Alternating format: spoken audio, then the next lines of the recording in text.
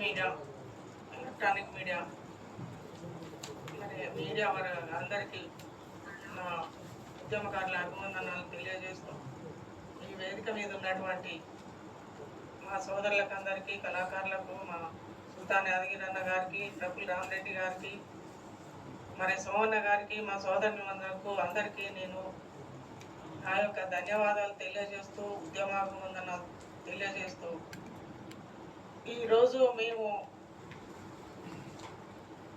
మరి దేనికైనా, ఏ ఉద్యమానికైనా, రాజకీయంగా కానీ దేనికైనా కానీ మహిళలు మేము ముందున్నాము. గత తెలంగాణలో జరిగినటువంటి ప్రత్యేక తెలంగాణ కొరకు మా మహిళలు ముందు ప్రత్యేకమైనటువంటి పాత్ర వహించింది మా మహిళలు. ప్రత్యేక తెలంగాణ కొరకు వాళ్ళు ఎంతో నష్టపోయి, ఆర్థికంగా, సామాజికంగా, రాజకీయంగా నష్టపోయి, విద్యార్థులు నష్టపోయి, కళాకారులు నష్టపోయి తెచ్చుకున్నటువంటి మన ప్రత్యేక తెలంగాణను మరి వాళ్ళ ఆశలు నిరాశలైపోయి ఎంతో మంది అమరులైనారు. మరి ఈ అమరులైనటువంటి వారికి న్యాయం చేస్తానని కేసీఆర్ గారు ముందుండి మరి తన ప్రభుత్వం వచ్చిన తర్వాత తను ఏం చేసిండు అనేది, మహిళలకు ఏం చేసిండు, ఉద్యమకారులకు ఏం చేసిండు, అమరులకు కుటుంబాలకు ఏం చేసిండు, మరి ఎప్పట్లాగానే మళ్ళీ కళాకారులకు ఏం చేసిండు, ఇట్లా ఎంత వ్యవసాయదారులకు, కార్మికులకు, కర్షకులకు అందరికీ కూడా న్యాయం జరగలేదని మళ్ళీ ఒక పోరాటము జరుగుతుంది. కాబట్టి మరి నిన్న మార్చి 8 తారీఖు నాడు కలితమ్మ మహిళా మీటింగ్ పెట్టి మేము మహిళలకు న్యాయం జరగట్లేదని అంటే దయ్యాలు వేదాలు వదిలించినట్టుగా ఉన్నది పరిస్థితి. నువ్వు ఉన్నప్పుడు నీ కేసీఆర్ గారు ఉన్నప్పుడు మహిళలకు ఏం న్యాయం జరిగింది? ఒక్కరు కూడా మరి ఆ మీటింగ్లో మార్చి 8 తారీఖు నాడు పెట్టినటువంటి మీటింగ్లో ఉద్యమకారుల ప్రసక్తే లేదు. నువ్వు ఎవరి కొరకు చేస్తున్నావు, ఎందుకొరకు చేస్తున్నావు? నువ్వు తెలంగాణ వచ్చిన తర్వాత మీ సంపాదించుకొని దుబాయ్లో 55 కోట్ల ఇల్లు కొనుక్కున్నావు. అది నెలకు కోట్ల మీద ఉంటుంది దాని ఆదాయం. 50 లక్షల వాచ్, ఒకటే వాచ్ కాదన్నా, 4 వాచీలు ఉన్నాయి. 15 లక్షలది, 25 లక్షలది, 30 లక్షలది, 50 లక్షలది. నీకు తెలంగాణ కొరకు నువ్వు వచ్చినప్పుడు, నువ్వు బతుకమ్మను ఆడినప్పుడు మహిళలందరినీ ముందు పెట్టుకొని బతుకమ్మను ఆడినావు. మరి నీ తెలంగాణ జాగృతి పెట్టి నువ్వేం చేసినావు? మహిళలకు, అమరులకు ఏం చేసినావు? అమరుల కుటుంబాలకు ఏం చేసినావు? ఉద్యమకారులకు ఏం చేసినావు? ఒక్క రోజు కూడా ఉద్యమకారుల ముచ్చట లేదు, ఉద్యమకారుల ప్రసక్తే లేదు. తెలంగాణకు వ్యతిరేకంగా ఉన్న వాళ్ళు ఇవాళ మీతోటి తిరిగిండ్రు. మీ కాళ్ళు పట్టుకున్న కళాకారులకు, మీ కాళ్ళు పట్టుకుంటే మీకు ఊడిగం చేస్తే వాళ్ళ కొంతమంది కల్పించినావు, కొంతమందికి ఒక 5%. మిగతా కళాకారులు ఎటుపోవాలి, మహిళా కళాకారులు ఎటుపోవాలి, కోలాటము, బతుకమ్మ రకరకాలుగా మీరు ఉపయోగించుకున్నారు. నీ అన్న కేటీఆర్ నల్గొండల వ్యవసాయదారుల కర్షకుల మీటింగ్ ఒకటి పెట్టాడు. నీకున్న నీ కర్షకులను కిరాయికి పెట్టుకొని తెచ్చుకొని జనాన్ని నువ్వు కర్షకులకు ఏం న్యాయం చేసిండ్రు అంటున్నా. కర్షకులకు ఏం న్యాయం చేసిండ్రు? తెలంగాణలో ఉద్యమకారులకు ఏం న్యాయం చేసిండ్రు? మహిళలకు ఏం న్యాయం చేసిండ్రు? మీరు సదాలక్ష్మి గారు ఆనాటి నుంచి ఉన్నది రాష్ట్ర సమితి, మన మాజీ మినిస్టరు అప్పుడున్నటువంటి సదాలక్ష్మి గారు ముందుండి పోరాడింది. మరి చెన్నారెడ్డి గారి పదవిలో ఉన్నప్పుడు ఆ సదాలక్ష్మి గారిది ముఖ్యమైన పాత్ర, ఆంధ్రులకు ఎదురొడ్డి పోరాడినటువంటి పాత్ర మహిళలది. ఇవాళ ఏం చేసిండ్రు? మీరు ఏమీ చేయలే. మళ్ళీ ఒక ఉద్యమాన్ని తలపింపజేసినట్టే చేసిండ్రు. ఇవాళ కవిత వచ్చి ఏదో మాట్లాడితే నువ్వు బీసీ నాయకుల బీసీల మహిళ పెట్టిండ్రు, మహిళా సభను పెట్టినావు. నీకు ఉద్యమకారులు ఉన్నారా? ఉద్యమకారులకు గుర్తు చేసిన ఒక్క రోజన్నా కానీ నువ్వు ఏ మీటింగ్లో కూడా ఉద్యమకారులు లేరు. నువ్వు ఏం న్యాయం చేస్తావని నువ్వు బీసీ మీటింగ్ పెట్టినావు. కాబట్టి ఇవాళ మళ్ళీ మాకు సోనియా గాంధీ గారు మాకు ఇచ్చినటువంటి ఒక మహిళని మాట్లాడుకొని, ఒక మీరా కుమారి గారు ఆ రోజు BJP central minister Sushma Swaraj గారు మహిళల ముందు పాత్ర పోషించారు. మళ్ళీ ఎంతమంది అమరులవుతారో, ఎంతమంది విద్యార్థులు అమరులవుతారో, ఏమవుతుందో అని భయంతో వాళ్ళ తల్లి పాత్ర ఏందో వాళ్ళు పోషించారు. విద్యార్థులు ఏమవుతారో అనే పాత్ర వాళ్ళు పోషించి తెలంగాణను ఇచ్చినటువంటి సోనియా గాంధీ గారు మహిళలదే ముందు పాత్ర ఉంది. కాబట్టి మాకున్నవి సాధించుకోవడానికి మాకు మేనిఫెస్టోలో పెట్టినటువంటి వాటికి మేము అవి మళ్ళీ తిరిగి ఒక ఉద్యమాన్ని ఇప్పుడు ఈ ప్రభుత్వం కూడా ఇవ్వకపోతే మా మహిళలు ముందుండి మళ్ళీ మేము సాధించుకుంటాం ఖచ్చితంగా అని ఇవాళ చెప్పాల్సి వస్తుంది. ప్రభుత్వం మమ్మల్ని గుర్తించి ఉద్యమకారులను గుర్తించి బీఆర్ఎస్ పని టీఆర్ఎస్ పని ఏమైందో ఇప్పుడు తెలుసు, ప్రజలందరికీ తెలుసు, అన్ని పార్టీలకు తెలుసు, అందరికీ తెలుసు ఏమైంది, వాళ్ళకి ఏ గతి పట్టింది.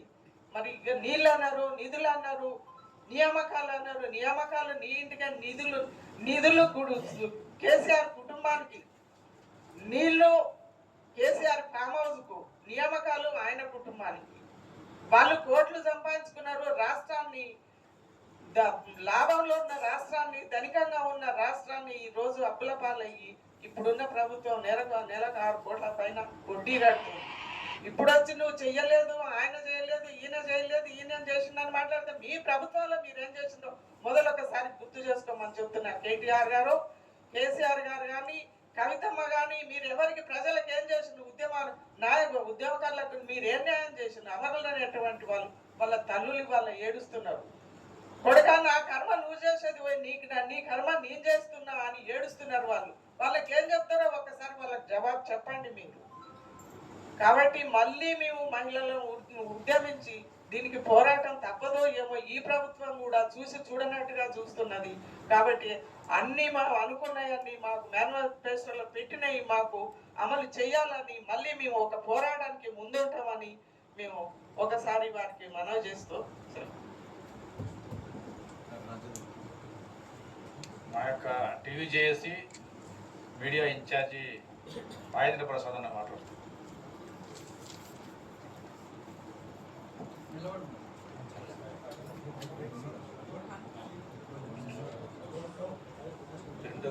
ప్రింట్ డిజిటల్ ఎలక్ట్రానిక్ మీడియా మిత్రులకు అందరికీ కూడా ఉద్యమ వందనాలు. ఇక్కడ ఉన్నటువంటి జర్నలిస్ట్ అందరూ కూడా దాదాపు ఇబ్బంది చూస్తున్నాను. తెలంగాణ ఉద్యమంలో కూడా చాలా వార్తలు రాసిన వాళ్ళు ఉన్నారు. తెలంగాణ జర్నలిస్ట్ ఫ్రంట్ నుంచి మా ప్రధాన డిమాండ్ ఏంటంటే, అప్పుడు జర్నలిస్టులుగా వార్తలు రాసిన వాళ్ళతో పాటుగా ఉద్యమంలో ఉన్న జర్నలిస్టులందరినీ కూడా ఉద్యమకారులుగా గుర్తించాలని చెప్పేసి డిమాండ్ చేస్తున్నాం. అది జేఏసీ వాళ్ళు కూడా వాళ్ళకు అప్పీల్ చేశాను. జేఏసీ వాళ్ళు కూడా అదే కార్యక్రమం తీసుకుంటామని చెప్పారు. అందరికీ కూడా పేరు పేరున ధన్యవాదాలు. మీరు కూడా తెలంగాణ ఉద్యమకారుల జాయింట్ యాక్షన్ కమిటీకి మీ సంపూర్ణ మద్దతు ఇవ్వాలని కోరుతూ, అదేవిధంగా మొన్న జరిగినటువంటి మిలియన్ మార్చ్ డే చాలా విజయవంతం జరిగింది. దాదాపు 10 సంవత్సరాల తర్వాత ఈ కార్యక్రమం జరిగింది. మాజీ సీఎం కేసీఆర్ అధికారంలోకి వచ్చిన తర్వాత ఏ ఆకాంక్షల కోసం అయితే ఉద్యమం జరిగిందో ఆకాంక్షలను మొత్తం కూడా నిర్వీర్యం చేసిండు. అదేవిధంగా తెలంగాణ అస్తిత్వాన్ని కూడా మొత్తం కనుగోలు చేసిండు. ఉద్యమకారులను మొత్తం వాళ్ళని కూడా నిర్మూలించిండు. ఏది అడిగితే కూడా అడిగిన వాళ్ళని కూడా వాళ్ళపైన కేసులు పెట్టి వాళ్ళని అరెస్టులు చేసి జైల్లో పెట్టిన పరిస్థితి కనబడ్డది. తెలంగాణ వచ్చిన తర్వాత ఎవరి బతుకులు బాగుపడలేదు. కేసీఆర్ చెప్పిండు తెలంగాణ వస్తే బొంబాయి, దుబాయ్, బొగ్గుబాయి బతుకులు పోతాయని చెప్పిండు. కానీ ఈరోజు మళ్ళీ అలాంటి పరిస్థితులే ఉన్నాయి. కేసీఆర్ 10 సంవత్సరాలు మొత్తం కూడా విధ్వంసం చేసిండు. అటు 10 సంవత్సరాలు, ఇటు 10 సంవత్సరాలు, 20 సంవత్సరాలు మనం చూస్తే కనుక మొత్తం మన జీవితాలు మొత్తం కూడా విధ్వంసం అయిపోయింది. తెలంగాణ మొత్తం కూడా విధ్వంసం అయిపోయింది. కాబట్టి ఇప్పుడు తెలంగాణ మళ్ళీ రీకన్స్ట్రక్షన్ చేయాల్సిన అవసరం ఉన్నది.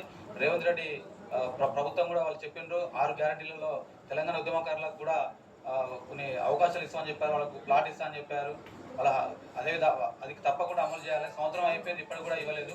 వాటితో పాటుగా ఇంకా జేఏసీ పెట్టిన డిమాండ్లు ప్రతి ఒక్కటి కూడా అమలు చేయాలని చెప్పేసి భవిష్యత్తులో కూడా తెలంగాణ ఉద్యమకారుల జేఏసీ ఆధ్వర్యంలో భవిష్యత్ కార్యక్రమం తీసుకొని ఇంకా ముందుకు వెళ్ళి ప్రతి గ్రామాన కూడా ఈ ఉద్యమకారులను ఐక్యం చేసి బలోపేతం చేసి మన హక్కుల సాధన దిశగా ముందుకు వెళ్తామని తెలియజేస్తూ ధన్యవాదాలు.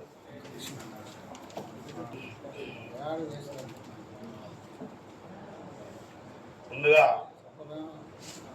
వేదిక మీద ఉన్న పెద్దలందరికీ కూడా పేరు పేరున మా కళాకారుల పాదాభివందనాలు.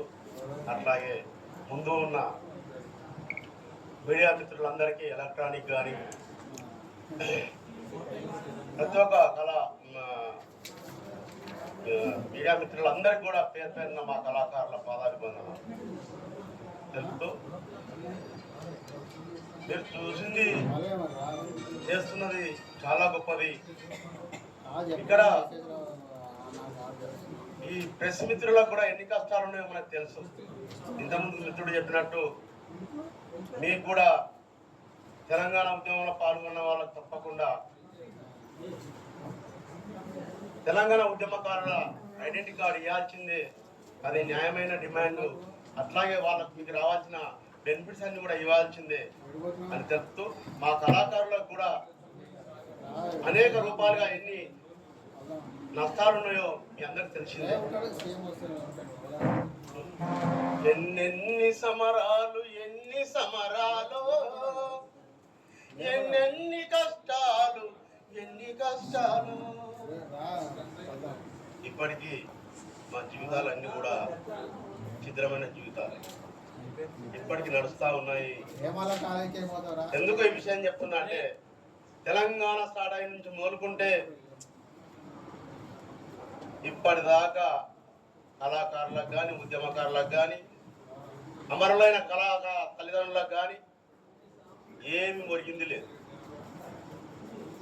పోనీ ఆ ప్రభుత్వం ఏమైనా చేయలేదు అని అనుకుందాం అనుకుంటే ఈ ప్రభుత్వం వచ్చి 2 ఏళ్ళు అవుతుంది, ఎక్కడ వేసిన గొంగడి అక్కడనే ఉంది. ఒకసారి